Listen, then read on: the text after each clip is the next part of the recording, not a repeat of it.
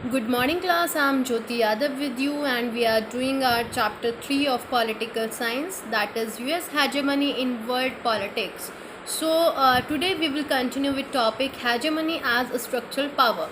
तो स्टूडेंट्स, हमने अपना लास्ट वीडियो में जो डिस्कस किया था वो किया था hegemony as a hard power relate थे किससे, मिलिट्री से आपके, लेकिन जो स्ट्रक्चरल पावर है वो किससे रिलेट करती है, कहीं ना कहीं जो इकोनॉमिक टर्म्स हैं उनसे रिलेट करती है। ओके, तो अब किसी भी चीज़ का स्ट्रक्चर क्या हुआ, यानी कि हेजेमनी है उसका भी स्ट्रक्चर क्या है, ऐसा क्या हुआ कि जो हेजेमनी है वो उसका एक स्ट्रक्चर तैयार होता चला गया।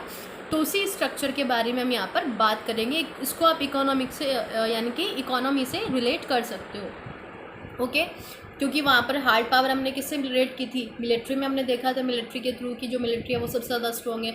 यहाँ पर बात करेंगे हम कि जो यूएस की इकोनॉमी है वो किस तरह की है, तो इकोनॉमिक लेवल पर यूएस किस तरह से पूरे वर्ल्ड को क्या करता है, एक तरह से डोमिनेट करता है। Okay, so US dominates world economy, यानी कि जो पूरा वर्ल्ड है उसकी जो इकोनॉमी है उसको कौन डोमिनेट करता है, यूएस डोमिनेट करता है। Same I want to tell you that 1945 से पहले जो ब्रिटेन था वो बहुत ज़्यादा पावरफुल था, तो उससे पहले ब्रिटेन पूरे वर्ल्ड की इकोनॉमी को क्या करता था, डोमिनेट करता था। लेकिन 1945 के बाद में, यानी कि सेकेंड वर्ल्ड वॉर के बाद में, जो पूरा वर्ल्ड था उसकी इकोनॉमी को डोमिनेट करना शुरू कर दिया किसने, यूएस ने। अब डोमिनेट किस तरह से करता है, यहाँ पर तो बहुत सारी कंट्रीज़ हैं, तो केवल यूएस किस तरह से डोमिनेट कर सकता है पूरे वर्ल्ड की इकोनॉमी को।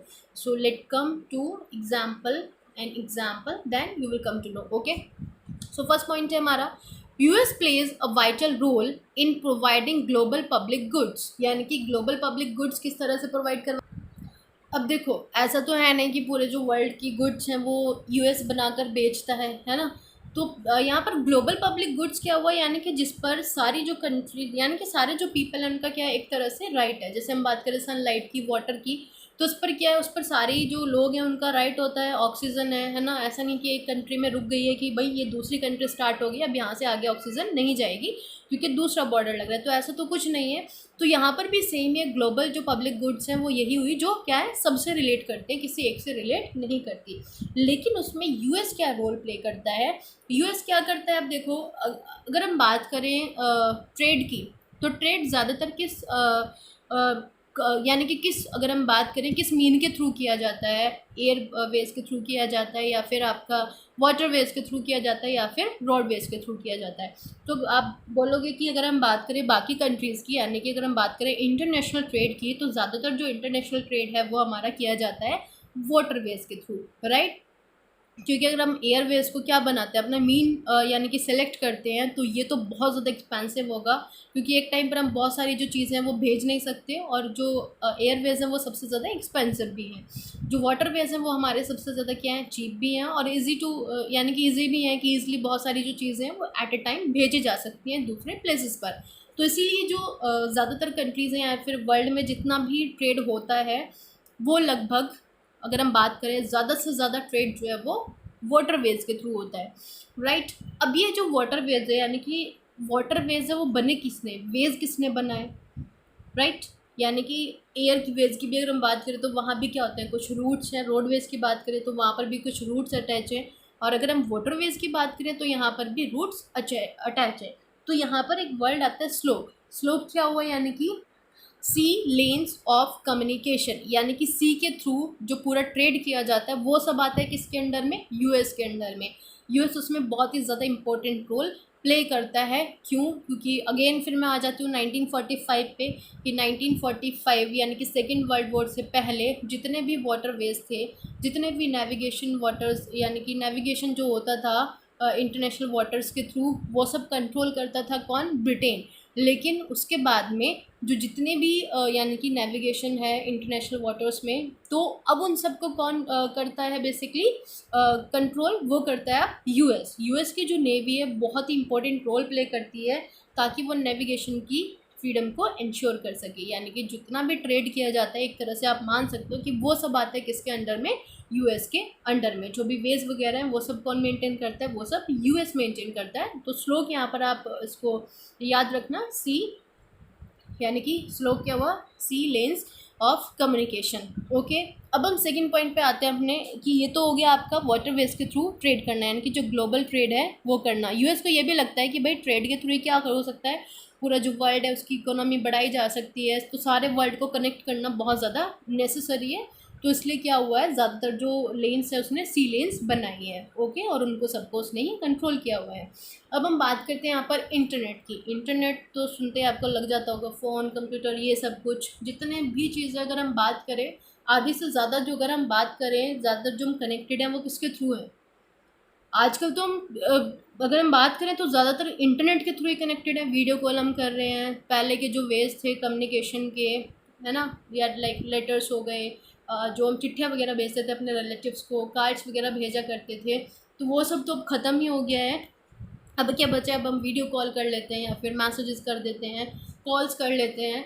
तो ये सब क्या है, या फिर जो भी चीज़ें हैं वो अगर हम क्यूरियोसिटी है किसी चीज़ के बारे में जानने की, तो फटाफट हम जाते हैं, गूगल करते हैं और उसका आंसर हमें मिल जाता है। पहले क्या होता था, 100 लोगों से पूछेंगे तब एक्यूरेट एक आंसर मिलता होगा। तो इंटरनेट है तो आपके पास क्या है, सारी चीज़ें हैं, आप किसी के ऊपर डिपेंडेंट नहीं हो। तो वैसे ही अब ये इंटरनेट आया कहाँ से, तो जो इंटरनेट था वो सबसे पहले जो डेवलप किया था वो किया था यूएस मिलिट्री ने। सबसे पहले आपको जानकर ये थोड़ा सा सरप्राइज़ हो गया कि जो इंटरनेट था वो पहले केवल मिलिट्री के लिए यूज़ किया जाता था। उसने अपने जो यूएस था उसने अपने वेपन्स वगैरह को और ज़्यादा, कम्युनिकेशन को और ज़्यादा अच्छा बनाने के लिए जो इंटरनेट था उसको डेवलप किया था। लेकिन उसके बाद में पूरा जो वर्ल्ड था उसने क्या किया, इंटरनेट को यूज़ करना शुरू कर दिया। और आज की जो सबसे ज़्यादा ग्लोबल नेटवर्क है, यानी कि जो सैटेलाइट्स है, जितने भी वर्ल्ड में ज़्यादातर सैटेलाइट्स हैं, लगभग उसमें से 90% जो सैटेलाइट्स हैं उनको नेटवर्क कहाँ से मिलता है, यूएस गवर्नमेंट से। Okay, you will see here most of the global network of satellites are owned by the US government.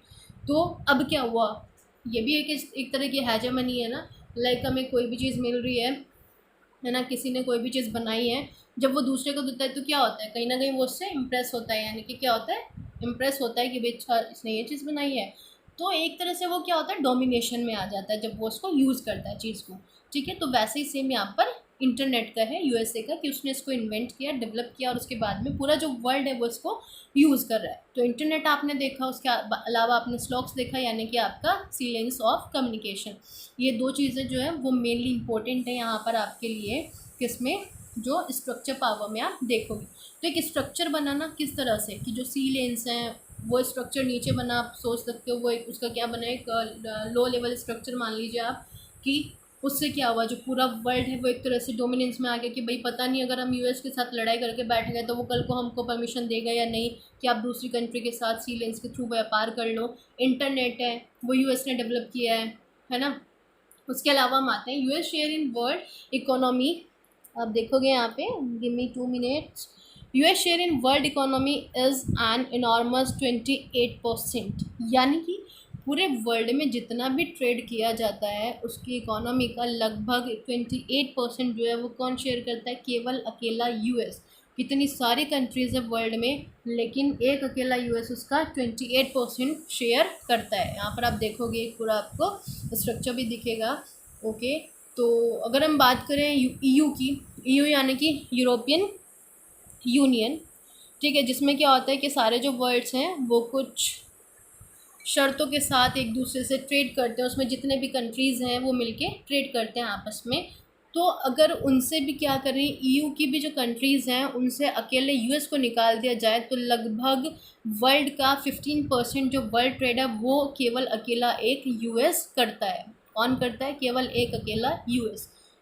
200 से भी ज़्यादा कंट्रीज़ हैं वर्ल्ड में, और एक अकेला जो यूएस है वो 15% ट्रेड करता है अकेले पूरे वर्ल्ड में। ओके, तो आप देख सकते हो उसकी पावर का अंदाज़ा लगा सकते हो। उसके अलावा हम देखेंगे American firms in the top 3 list of every sector. किसी भी सेक्टर में हम चले जाएं तो वहाँ पर क्या देखोगे आप, अमेरिका को तो देखोगे। मिलिट्री पावर्स की आप बात करो, किसी और चीज़ की आप बात करो, तो हर एक में आप देखोगे, हर एक स्फेयर में जो अमेरिका है वो आपको टॉप 3 में तो मिल ही जाएगा, है ना। तो आप उसी से हम पता लगा सकते हैं कि भाई कितनी पावरफुल कंट्री है, इसको बीट कर पाना बहुत ही ज़्यादा मुश्किल है किसी भी कंट्री के लिए। उसके अलावा देखो, world bank, IMF and WTO are the products of American hegemony. उसके अलावा अगर आप बात करें, नेक्स्ट हमारा पॉइंट है वर्ल्ड बैंक हो गया, आईएमएफ हो गया, या फिर आपका वर्ल्ड ट्रेड ऑर्गेनाइजेशन हो गया, तो ये सारे प्रोडक्ट्स किसके हैं? अमेरिकन हेजेमनी के ही ये सारे प्रोडक्ट्स हैं। उसके अलावा अगर हम बात करें एमबीए की, एमबीए तो सबको पता है कि बहुत ही ज़्यादा फेमस किया है, ये डिग्री है। तो हर कोई क्या चाहता है?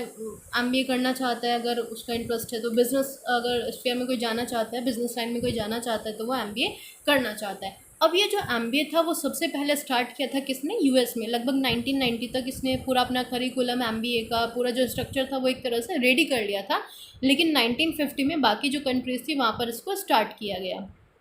एमबीए क्यों स्टार्ट किया यूएसए ने? ताकि वो अपने जो पीपल हैं, अपने जो सिटीजन्स हैं, उनको सिखा सके कि भाई जो क्या है बिज़नेस है वो किया किस तरह से जाता है। तो ज़्यादातर जो फोकस है वो बिज़नेस पे किया किसने? अमेरिका ने, क्योंकि उसको पता है कि बिज़नेस किया जाएगा तो ज़्यादा से ज़्यादा पैसा आएगा। अब बिज़नेस के लिए आपने देखा होगा कि बहुत सारे जो पीपल होते हैं उनकी दुकानें ज़्यादा चलती हैं, उनकी कंपनीज ज़्यादा चलती हैं, जबकि कुछ की नहीं चलती। इवन जो प्रोडक्ट्स ऑफ क्वालिटी होती है वो भी अच्छी होती है। रीज़न क्या है? क्योंकि उनके पास ऐसी स्किल्स होती हैं, है ना, जिसको आप बोल सकते हो बटरिंग करना, या फिर एक तरह से उनके स्किल्स हैं वो कि वो अपना जो प्रोडक्ट्स है वो ईजिली सेल कर सकते हैं किसी को।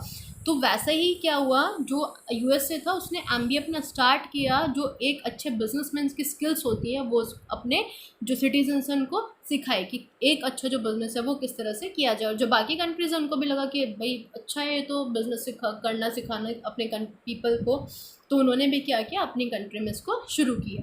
तो एमबीए भी कहाँ से आया था? आपका यूएस से आया था। ओके, 1950 के बाद में बाकी कंट्रीज़ ने इसको स्टार्ट किया अपनी कंट्रीज़ में, और 1900 तक जो यूएसए था उसने इसको डिसाइड कर लिया था कि वो स्टार्ट कर देगा। तो ये था आपका पूरा स्ट्रक्चर पावर। अगर कुछ नहीं समझ आया हो तो आप पूछ सकते हो और कमेंट करके। Okay, so thank you. Next video we will discuss are USA as a US hegemony as the soft power. Okay, so thank you class.